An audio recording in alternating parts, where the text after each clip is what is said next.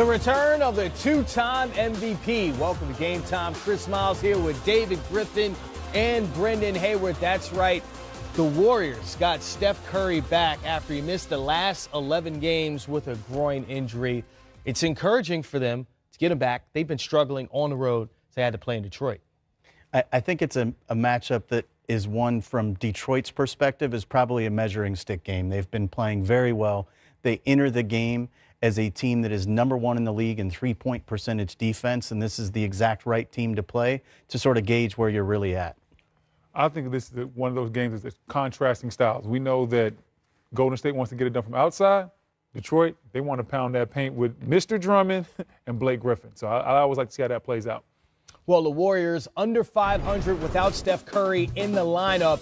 You see their three-point percentage down, their scoring per game down by 11 points, and of course the fast break points also down. So Steph Curry clearly extremely important to that team and their success. Kevin Durant been red hot, averaging 45 points plus over the last 3 games, actually up to 48 games. Warriors, though, again, had that tough road contest in Detroit. We say that because the Pistons riding a 4-game home winning streak. Steph Curry, there he is. Oh, yes, and when we say he's back, behind the back pass to Klay Thompson in transition. Listen, this is what you love about Golden State when Steph's back. They're just more fun to watch. He makes all those type of plays, and right there going right down the lane with a nice lefty layup, and then float on with the floater, Mr. Curry. Curry really looks healthy. Then Blake Griffin getting in on the action. Bully ball. Bully ball. We move now to the second half. Andre Drummond doing it B.I.G., Brendan. Oh, yes. Oh, I like it. Mr. Drummond getting it done. 16 points, 19 rebounds for him. Blake Griffin having an excellent season. Then Steph Curry from outside knocking it down. Curry, 27 points, Griff. And 27 points the way Steph wants to get them. Coming off of pin down action, doing it in the break, doing it in an open floor, and it's one of those things for Golden State. They don't win the game, but they won that individual battle tonight because you're right, he looked absolutely healthy. As you said, Pistons ahead by 10 in the fourth quarter. Blake Griffin, you know, they're 8-2 when Blake Griffin scores 26 points or more. I say 8-2, counting this as a win, exactly 26 points for Blake Griffin. The Pistons win 111-102. Steph Curry and the Warriors, well, they've now lost 6 straight on the road. But again, this is Steph Curry's first game back after missing 11. Here he is. It was 2 different halves. I mean, the first half I was going 100 miles an hour, but just didn't have the right timing. Wasn't seeing the floor very well, or seeing the rim very well for that matter. And yeah, second half was better, a little bit more aggressive, decisive. And obviously see some shots go down. Just gaining confidence and feeling good, so I'm sure that'll carry over, every game. Yeah, my win was fun. I mean, got tired a little bit, but was able to push through it. Don't feel any pains or soreness or anything like that, and came out the game all right. So definitely worked hard to get back and feeling pretty confident physically. Now it's just about, again, getting my timing, seeing the floor, getting readjusted, playing with my guys, and doing what I do. You hear Steph Curry mention getting reacclimated with the team. Before tonight's game, Steve Kerr said there was no minutes restriction for Steph Curry, but he wasn't going to play the entire first quarter like he normally does. He wasn't going to play the entire third quarter like he normally does. Those sort of small things that take other players out of rhythm. I don't think it takes anybody out of rhythm. Steph gets everybody in rhythm because with him being out there, running the fast break, distributing the ball, just being on the court, he makes your offense better. He gives you more spacing. And tonight, they went out there and played like it was a regular night. First night back, Griff, 36 minutes. Like, there was no warm-up process. There was no, well, we're going to take him out and see how he feels. They threw him right into the fire. He responded well. He played well. They just didn't win this game. We got to give a lot of credit to the Detroit Pistons. Dwayne Casey and his staff have done a remarkable job, and the fit for Dwayne and his staff with that personnel has been spectacular. They are doing such a good job of defending at the three-point line. Tonight, another great example of it. KD and Klay Thompson combined to go 1 of 12 from deep. everything about the way they have introduced their system in Detroit is working. And tonight, another good example of why Draymond Green's so critical. It's wonderful for Golden State to have Steph Curry back, and some of those numbers we showed in those graphics are a little bit skewed because not only did they not have Steph for some of those games, they also played those games without Draymond. And his ability to defend in the front court in this game would have been very helpful to have. Oh, yeah. When you're taking on Blake Griffin, you're taking Andre Drummond, you need a junkyard dog like Draymond Green. This is his type of game. We've seen Draymond and Blake Griffin in their battles from when Blake was with the Clippers, and Draymond a lot of times got the better of him because he would get in Blake's head, he would play very tough. So you needed Draymond tonight. They didn't have him, and that is why Drummond and Blake Griffin looked so well, and they exploited that matchup. Two-time defending champs, getting Steph Curry back, a huge deal. Toronto Raptors, best record in the Eastern Conference, and we see why. I mean, Toronto riding a 7-game winning streak, having scored at least 120 points in each of those wins except one. They hit the road to face the Cleveland Cavaliers. Kawhi Leonard and company. You know, everyone contributes on this Raptors team. Lon Wright, one of those guys. Oh, no. I like that. He put a little bit of extra sauce on there. Reverse, was he even looking at the basket, Chris? Doesn't need to. That's the key there, Brendan. Kawhi Leonard. Oh, you can't leave him open from the top to keep pull-up. That's easy, man. Can't leave him open from anywhere. And, oh, the nice in and out, step back, fade away off one leg, that shot that Dirk made so famous. Kawhi putting his own little bit of funk on it. And in transition, once he's going downhill, doesn't look like there's any stopping him, Griff. And you see the Raptors ahead by double digits. Tristan Thompson working out. He's having a phenomenal season. 7 offensive rebounds tonight, 19 total. He's playing at a very high level. 18 and 19. Tristan, big double-double. But Kawhi, looking like no sweat. This win for Toronto, 106-95. Raptors improved to 20-4 on the year. If that does anything for you. All those ranks first, those are good, right? That's a positive thing? Yeah, that's normally a good thing.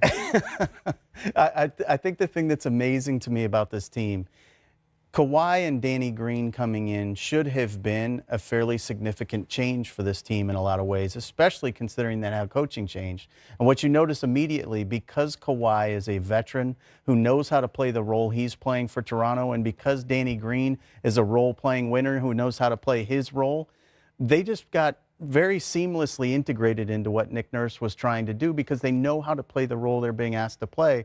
Boston, by way of example, who we've talked about, they had a situation where they introduced a bunch of ball dominance to a bunch of young kids who don't know how to play a role. So it's happened very quickly for Toronto. This Toronto team reminds me, from a standpoint of how quickly they came together, reminds me of Houston last year.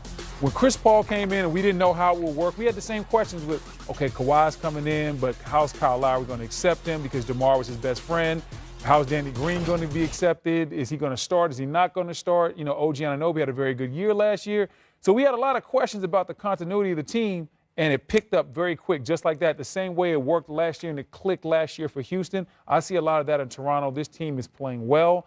Everybody knows their roles, unlike Boston. They don't have to worry about certain guys stepping outside of their roles. Everybody plays their roles, and they have a lot of 3-and-D guys that really help this team. So the question in the East now is, who is the best player? Is it Kawhi Leonard, or is it this guy we're going to see Pascal next? Siakam? Giannis Antetokounmpo. I'm going with the Greek freak.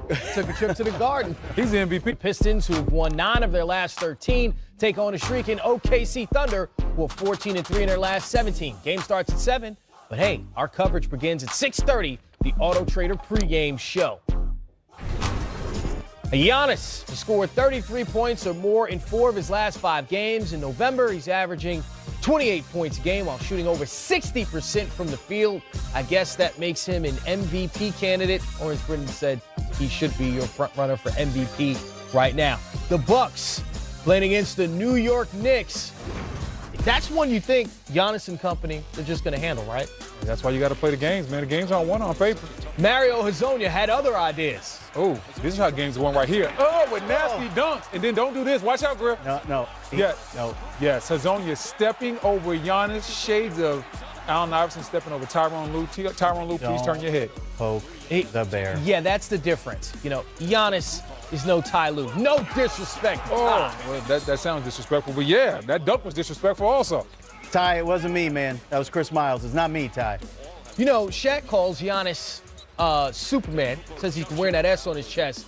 But here he goes, all Incredible Hulk, just muscling his way around the basket. Ooh-wee, he is mad at the rim. Azonia might want to rethink what he did to him. 33 points, a season high, 19 rebounds. Kevin Knox, a career high, 26. One thing you know for sure, Kevin's not scared, Brendan. He's definitely not. Who else isn't scared? Mr. Vonleh turning things around, and this guy also turning things around for the New York Knicks. New York Knicks have a lot of retread guys that are getting their second go-around and taking advantage of their second opportunity. Emmanuel Mudiay, 28 points, tying it up. Giannis, no good at the buzzer, Griff. I was really disappointed with Milwaukee's offense down the stretch here. Just a pull-up jump shot from Giannis off the dribble is success in itself in New York. In the extra session is Mudiay knocking it down, and Damian Dotson finished with 21 points, 2.7 seconds left. Bucks down 2, jump ball. Brook Lopez gets it. He's fouled. So with 1 second left, Lopez needs to hit that first free throw. And that's no bueno. Oh, so what do you have to do here? You missed the first one, you gotta miss the second one. Giannis does an excellent job. It worked out exactly like you want. He's not fouled? No, he is not fouled. Cantor gives up the rebound but makes good on the play by playing excellent defense. That's right, I said Cantor played excellent defense. Gets the block. Giannis doesn't like it. I don't care. It was a good block. And the Knicks found a way to get this win. That's Cantor. That's the MVP. That's a foul most days. You got to give the officials credit for making a read there, giving New York a chance to compete. But if you're Giannis, you're not upset about the officiating. You should be upset that you blew a 9-point lead with 3:25 to go against a team you have to beat, finding a way to snatch defeat from the jaws of victory. Mike Budenholzer is not going to be pleased with what happened down the stretch for them because of that. Because a young team like Milwaukee that's learning how to win for the first time, he'll be able to use that. It'll be something he gets mileage from.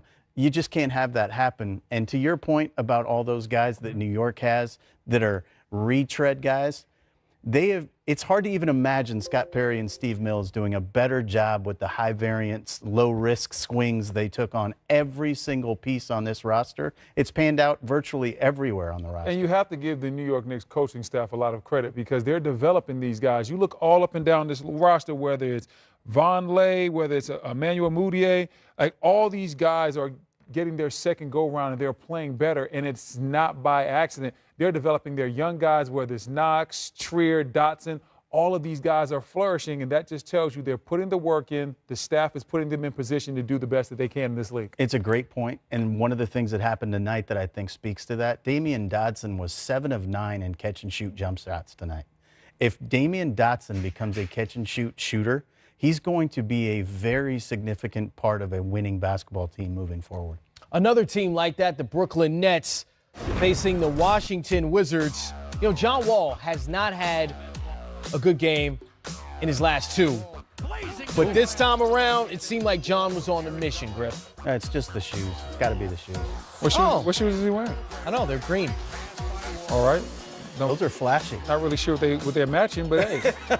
Look, it worked for John. Hey, listen, says it doesn't matter anymore. You don't have to match right now. He's just showing off his skill, and right there showing off his hang time. 30 points, 9 assists for the Wall Star. And the Wizards with a 14-point lead midway through the third quarter. He changed the shoes at halftime, by the way. Those were red. How about Bradley Beal? Red hot. 22 points for him. Whenever you see John Wall, Bradley Beal playing well together, that's a good sign for the Wizards, even if it is against a struggling team like the Nets. Listen, you got to win. You got to beat who's on the schedule. When this backcourt is playing very well and playing efficient, they're a much better team. The game starts with this backcourt. They have to set the tempo. They have to set the tone. They have to come out every game aggressive and with a certain type of mindset. If they do that, the rest of the team will follow. Wall and Beal outscore the rest of the Wizards 52-50, but Markieff Morris coming off the bench, 20 points for him on 9 of 12 from the field. Boston looks for their 4th win in 5 games in the game you saw right here on NBA TV. And the Rockets